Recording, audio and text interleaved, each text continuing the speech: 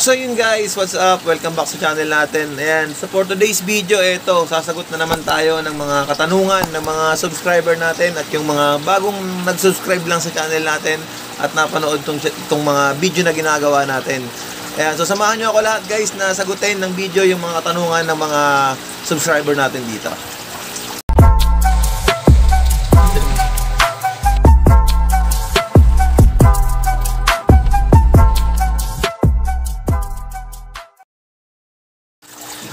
So yun guys, bago ang lahat, yan, gusto ko lang munang i-shout out ito si Sir Perds Del Rey, kung tama ba.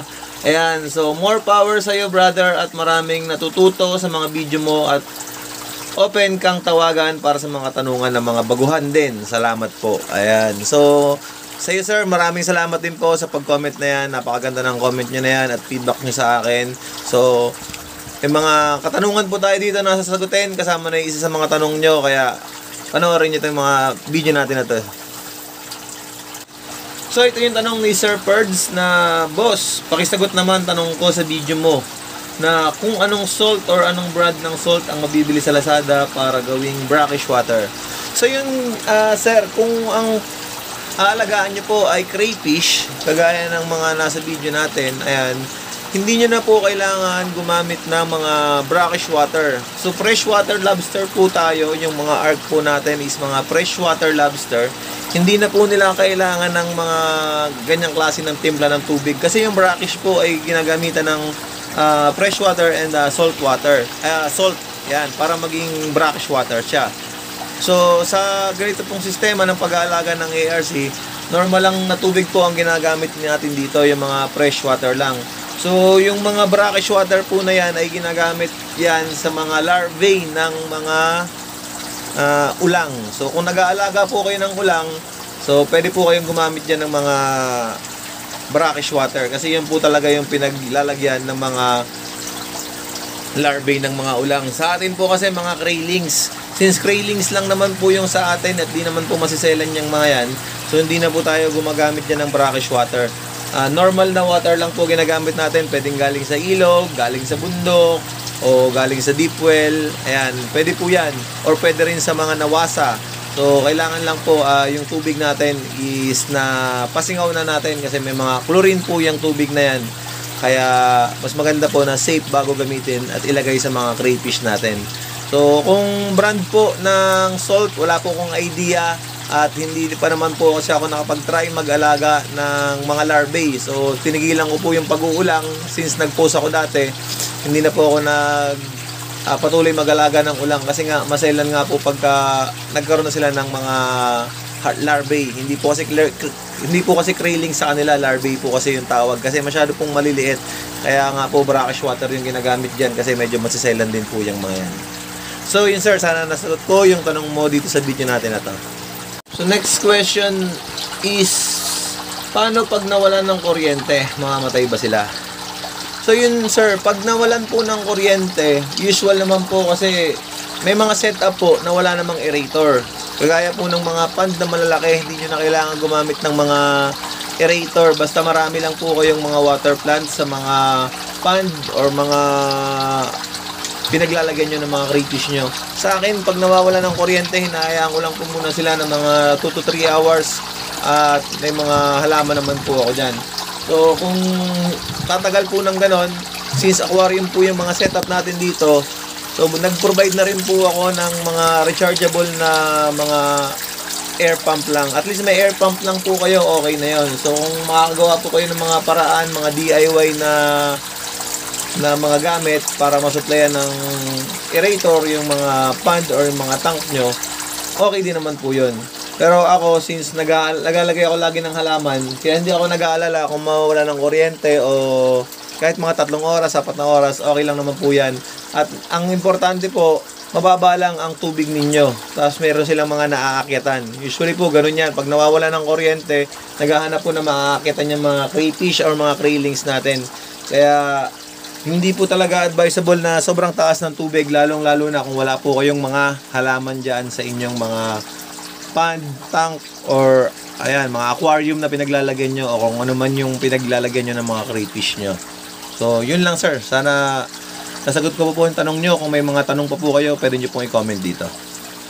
So itong tanong naman na to ay galing kay Sir Alex. Ayan, boss, ano tip para maiwasan ang mag-drop ng eggs? Yung buried, lagi kasing nagda-drop ng egg yung mga buried ko sa tuwing inililipat ko sa enclosure. Ayun, so Sir Alex, ito po, kasi po yung mga pagdadrop po na yan, minsan talaga nangyayari talaga yung mga yan. Kagaya po dun sa ibang mga vlog natin, yan, sinabi ko naman po dyan na mayroon talaga tayong mga crayfish na hindi magandang gawing breeder. Mayroon tayong tinatawag na bad breeder saka good breeder. Yung mga bad po kasi yan po talaga, kahit yung una at pangalawang itlog nila, nagdadrop po talaga sila. Ilipat nyo man o hindi, enclosure nyo man sila ng sarili o hindi, talaga pong nagdadrop yung mga yan.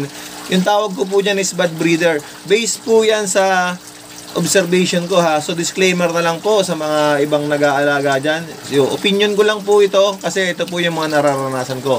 Pwede hong mali pero ito yung naranasan ko kaya ito lang ho yung maisasagot ko sa inyo. So ayan, so pwede hong magkaroon ng bad breeder sa good breeder. Ayan, pangalawa, pwede rin pong makonsider yung tubig, water shock. Kapag po na water shock sila, ganun po yung mangyayari. Kaya minsan po kahit mga buried, ina-acclimate pa po natin yan bago natin ilipat sa ibang mga tank na paglalagay natin or yung mga enclosure na gusto nating paglipatan ng mga buried na yan. So para hindi po rin sila ma-water shock at nagmamadali naman kayo dahil may gagawin pa kayo, kung saan nyo po kinuha yung crayfish na yon, yung tubig siguro na gagamitin nyo dun sa enclosure nya, ayun na rin po yung tubig na gamitin nyo. Doon na lang din kayo kumuha para hindi na shock yung mga crayfish natin. Kung babalikan nyo po yung ibang mga video natin dyan, meron tayong mga pinakita dyan na buried pero nag-molt.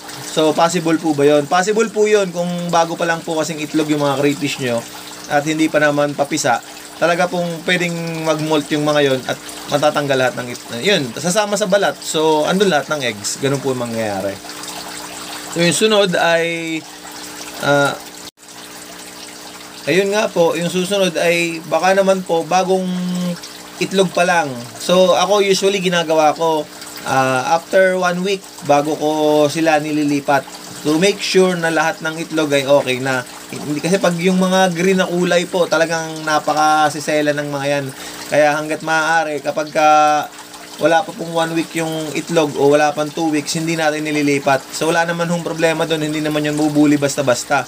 Ang importante po ay okay na yung itlog bago nyo i-isolate yung mga crayfish nyo na yan. Yung mga buried crayfish nyo na yan. So yun lang po. So yung next question ay Sir J Gapi. So ayan, boss, paano kayo maglinis sa mga naka-isolate na buried female sa tank nila kapag madumi na? Hindi kaya sila ma-stress? Ayan. So yun, ito po, ayan, papakita ko sa inyo yan sa video na yan. Ganito po tayo maglinis ng aquarium natin na may mga buried. Ito po buried po ito, naka-isolate po yung aquarium natin na to. Ayan, so hinihigop lang po natin yung mga dumi dyan, gamit yung hose para mabawas-bawasan po yung mga pinapakain nating mga sobra sa kanila, yung mga dumi sa tubig nila. Pero as long as okay naman po yung tubig nyo, hindi nyo naman po kailangan mag-water change. Pero kailangan nyo lang pong higup-higupin yung mga dumi na yan. Pero kung gusto nyo po talaga mag-water change, at least 30% lang po yung ibabawas natin. Huwag po na tayo mag-50% dito kasi mga buried po itong mga to. Medyo maseselan yung mga itlog ng mga yan. Kaya hanggat maaari, 30% lang po yung dinadagdag natin.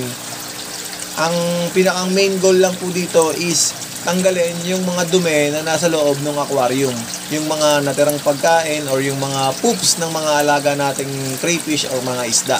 Kagaya nyan. So, yun lang po yung ginagawa natin tuwing naglilinis tayo ng mga aquarium para sa mga buried natin. Last question is, hindi ko alam kung kanino galing, number lang.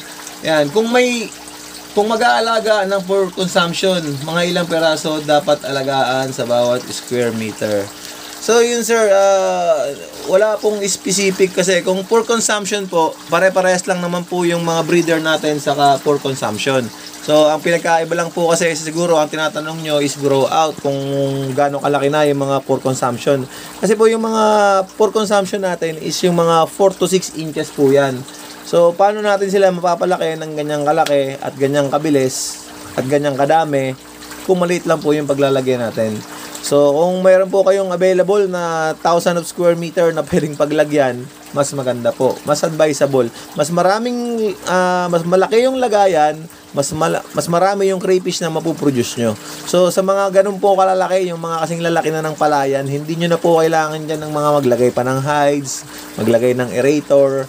Yan. Lagyan nyo lang po yan ng halaman. May lupa naman yan para makapagtago yung mga crayfish or mga craylings nyo. Makakasurvive na po yung mga yan. So, ang gagawin nyo na lang, every 5 months, every 6 months, mag-harvest na lang po kayo. So, sorting na lang po kayo. Pag maliit, ibalik nyo. Pag malaki, harvest nyo. So, ganun lang po yun. Yung sa specific po na gaano kalaki or ilang square meter, ay wala pong specific. Yun. So, sa availability po ng location nyo o ng paglalagyan nyo, nagbe-base kung kaya nyong mag-produce ng food consumption or pang mga breeder lang. Kasi sa maliliit, kagaya ko, ayan, hindi naman kalakihan yung atin. Pero nakakapag-provide ako ng mga breeder natin. So yung mga gustong mag-alaga, nasusupplyan natin. Pero yung food consumption, siguro hindi pa sa ngayon. Pero darating din tayo dyan kasi wala din namang pupuntahan to kundi yung food consumption eh. Yung mga alaga nyo, halimbawa, hindi nyo may benta yung mga yan, edi kainin nyo. So, automatic, food consumption na po yung mga yon. So, hindi naman po kasi basihan kung gaano kalaki ang mga paglalagyan na yan. Kung as long as nakakapag-produce kayo ng crayfish, nakakapagpabuhay kayo, dumadami crayfish nyo, ayan, pwedeng breeder or pwedeng food consumption na po yan. So yun sir, sana sasagot ko po yung tanong nyo na yan. At sa mga gusto nyo pang itanong sa akin, yan, i-comment nyo lang po. Gagawa natin ng mga video tutorial or tips yan para maibahagi ko rin sa inyo. So yun guys, hanggang dito na lang yung video natin. Ayan, syempre, kung bago ka lang dito sa channel natin, ayan, pakisubscribe nyo na po yung channel natin and i-click nyo na rin yung notification bell icon para na-update ko kayo tuwing gagawa ako ng mga video at bibigay ako ng mga tips tungkol sa pag-aalaga ng mga ganito. So disclaimer lang ulit ha guys, ito base sa experience natin, hindi sa mga binabasa natin. So ito lahat ay natutunan ko sa pag-aalaga ng crayfish mula nung nag-start ako ng crayfish farming. Ayan, so sa mga experience ko, ako humuhugot ng mga sagot sa mga tanong na binabato ko sa inyo. Ayan, yung binabato nyo sa akin at sinasagot ko naman. So yun, sa mga gusto pa rin mag-order ng crayfish natin, ito available pa rin po tayo. Ayan, PM nyo lang po ako, yung mga breeder natin dyan, yung mga gustong mag-try ng ganitong alaga ng crayfish farming. Ayan, PM nyo lang po ako, retext nyo po ako, andyan naman yung number natin. Pag tinext nyo, sasagutin ko naman yan and tatawagan ko kayo kung hanggat kaya natin. Ayan. So yun guys, hanggang dito na lang at maraming salamat sa inyo lahat and happy crayfish farming.